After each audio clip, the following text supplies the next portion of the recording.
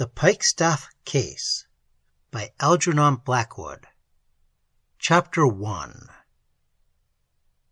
The vitality of old governesses deserves an explanatory memorandum by a good physiologist. It is remarkable. They tend to survive the grown-up married men and women they once taught as children. They hang on forever, as a man might put it crudely, a man, that is, who, taught by one of them in his earliest schoolroom days, would answer enquiries 50 years later without enthusiasm. "Oh, we keep her going. Yes, she doesn't want for anything." Miss Helena Speke had taught the children of a distinguished family, and these distinguished children, with expensive progeny of their own now, still kept her going.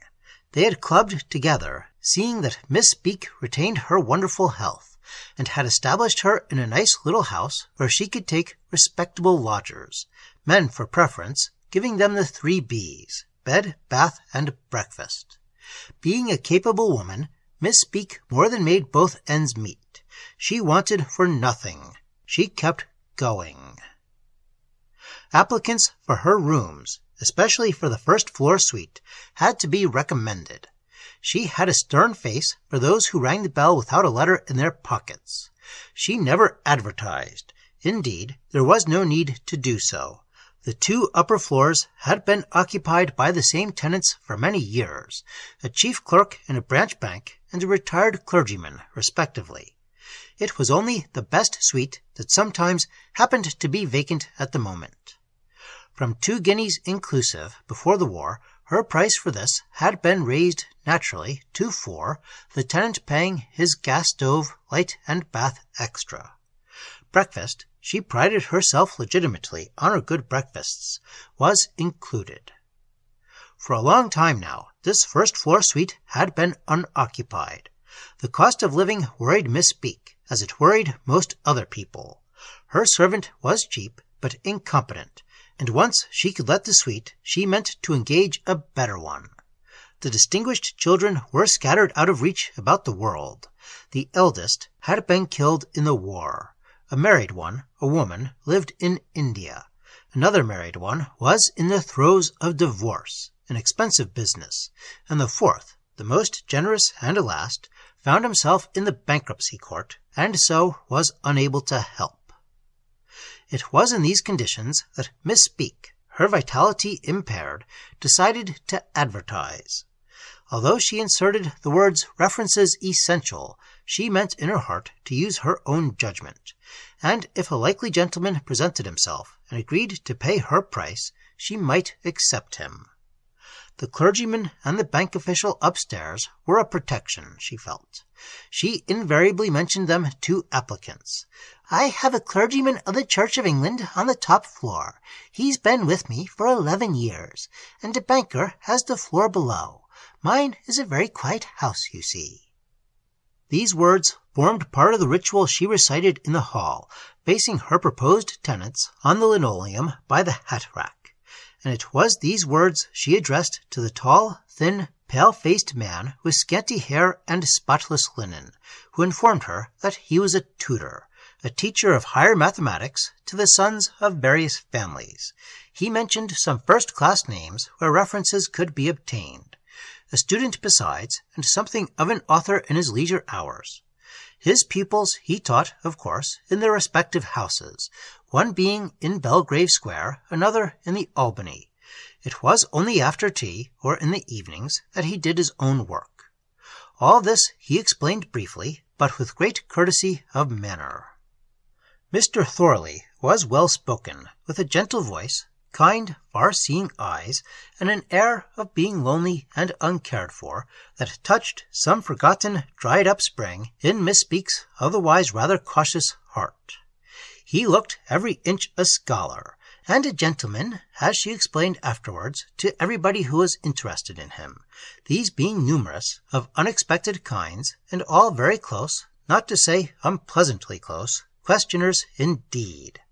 But what chiefly influenced her in his favor was the fact, elicited in conversation, that years ago he had been a caller at the house in Portman Square where she was governess to the distinguished family. She did not exactly remember him, but he had certainly known Lady Araminta, the mother of her charges. Thus it was that Mr. Thorley, John Laking Thorley, M.A., of Jesus College, Cambridge, was accepted by Miss Speke as tenant of her best suite on the first floor at the price mentioned, breakfast included, winning her confidence so fully that she never went to the trouble even of taking up the references he gave her. She liked him, she felt safe with him, she pitied him. He had not bargained, nor tried to beat her down. He just reflected a moment, then agreed. He proved, indeed, an exemplary lodger, early to bed and not too early to rise, of regular habits, thoughtful of the expensive new servant, careful with towels, electric light, and ink stains, prompt in his payments, and never once troubling her with complaints or requests, as other lodgers did, not excepting the banker and the clergyman. Moreover, he was a tidy man, who never lost anything, because he invariably put everything in its proper place, and thus knew exactly where to look for it. She noticed this tidiness at once. Miss Speke, especially in the first days of his tenancy, studied him, as she studied all her lodgers. She studied his room when he was out of a morning. At her leisure she did this, knowing he would never break in and disturb her unexpectedly. She was neither prying nor inquisitive, she assured herself, but she was curious.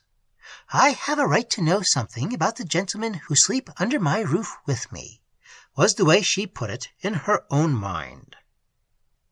His clothes, she found, were ample, including evening dress, white gloves, and an opera hat. He had plenty of boots and shoes. His linen was good. His wardrobe, indeed, though a trifle uncared for, especially his socks, was a gentleman's wardrobe. Only one thing puzzled her. The full-length mirror, standing on mahogany legs, a present from the generous child, now in the bankruptcy court, and a handsome thing, a special attraction in the best suite. This fine mirror Mr. Thorley evidently did not like. The second or third morning he was with her, she went to his bedroom before the servant had done it up, and saw, to her surprise, that this full-length glass stood with its back to the room. It had been placed close against the wall in a corner, its unattractive back turned outward. "It gave me quite a shock to see it," as she said afterwards, "and such a handsome piece, too." Her first thought, indeed, sent a cold chill down her energetic spine. "He's cracked it." But it was not cracked. She paused in some amazement, wondering why her new lodger had done this thing. Then she turned the mirror again into its proper position and left the room. Next morning she found it again with its face close against the wall. The following day it was the same. She turned it round, only to find it the next morning again with its back to the room. She asked the servant, but the servant knew nothing about it. "He likes it that way, I suppose, Mum," was all Sarah said. "I never laid a hand on it once." Miss Speke, after much puzzled consideration, decided it must be something to do with the light. Mr. Thorley, she remembered, wore horn-rimmed spectacles for reading. It caused her a very slight feeling of discomfort. Well, if he did not like the handsome mirror, she could perhaps use it in her own room. To see it neglected hurt her a little. Not many furnished rooms could boast a full-length glass, she reflected. A few days later, meeting Mr. Thorley on the linoleum before the hat-rack, she inquired if he was quite comfortable and if the breakfast was to his liking. He was polite and even cordial. Everything was perfect, he assured her. He had never been so well looked after, and the house was so quiet. "And the bed, Mr. Thorley, you sleep well, I hope?" She drew nearer to the subject of the mirror, but with caution. For some reason she found a difficulty in actually broaching it. It suddenly dawned upon her that there was something queer about his treatment of that full-length glass. She was by no means fanciful, Miss Speke, retired governess. Only the faintest suspicion of something odd brushed her mind and vanished. But she did feel something. She found it impossible to mention the handsome thing outright.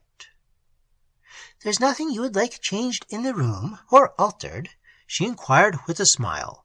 "Or in any way put different, perhaps?" Mr. Thorley hesitated for a moment. A curious expression, half sad, half yearning, she thought, lit on his thoughtful face for 1 second and was gone. The idea of moving anything seemed distasteful to him. "Nothing, Miss Speke, I thank you," he replied courteously, but without delay. "Everything is really as I like it." Then, with a little bow, he asked, "I trust my typewriter disturbs nobody. Please let me know if it does." Miss Speke assured him that nobody minded the typewriter in the least, nor even heard it, and with another charming little bow and a smile, Mr. Thorley went out to give his lessons in the higher mathematics. There, she reflected, and I never even asked him. It had been impossible. From the window she watched him going down the street, his head bent, evidently in deep thought, his books beneath his arm, looking, she thought, every inch the gentleman and the scholar that he undoubtedly was. His personality left a very strong impression on her mind. She found herself rather wondering about him. As he turned the corner, Miss Speke owned to 2 things that rose simultaneously in her mind. First, the relief that the lodger was out for the day and could be counted upon not to return unexpectedly. Secondly, that it would interest her to slip up and to see what kind of books he read. A minute later, she was in his sitting room. It was already swept and dusted, the breakfast cleared away, and the books, she saw, lay partly on the table where he had just left them, and partly on the broad mantelpiece he used as a shelf. She was alone. The servant was downstairs in the kitchen. She examined Mr. Thorley's books. The examination left her bewildered and uninspired. "I couldn't make them out at all," she put it, but they were evidently what she called costly volumes, and that she liked.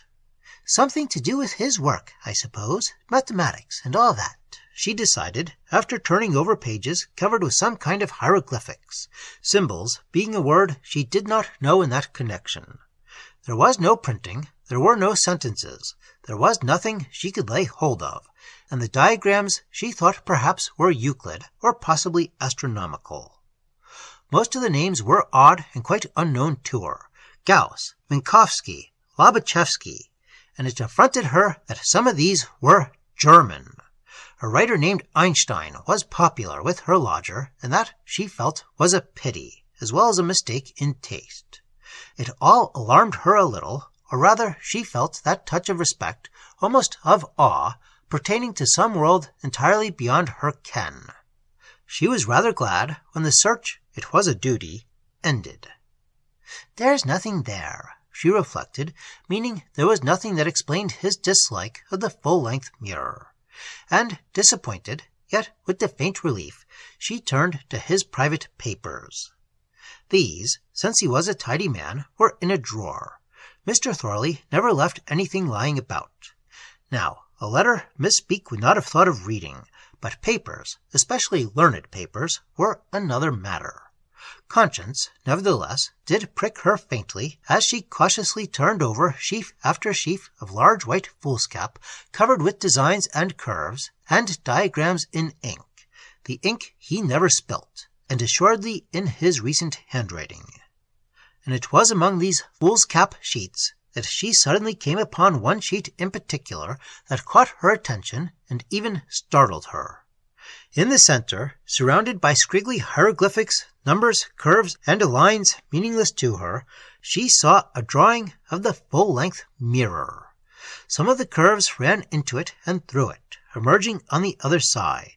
She knew it was the mirror because its exact measurements were indicated in red ink. This, as mentioned, startled her. What could it mean, she asked herself, staring intently at the curious sheet, as though it must somehow yield its secret to prolonged, even if unintelligent, enquiry. "It looks like an experiment or something," was the furthest her mind could probe into the mystery, though this, she admitted, was not very far. Holding the paper at various angles, even upside down, she examined it with puzzled curiosity. then slowly laid it down again in the exact place whence she had taken it. That faint breath of alarm had again suddenly brushed her soul, as though she approached a mystery she had better leave unsolved. "It's very strange," she began, carefully closing the drawer, but unable to complete the sentence even in her mind. "I don't think I like it, quite." And she turned to go out. It was just then that something touched her face, tickling one cheek. Something fine as a cobweb, something in the air. She picked it away. It was a thread of silk, extremely fine, so fine indeed that it might almost have been a spider's web of gossamer, such as one sees floating over the garden lawn on a sunny morning. Miss Speke brushed it away, giving it no further thought, and went about her usual daily duties.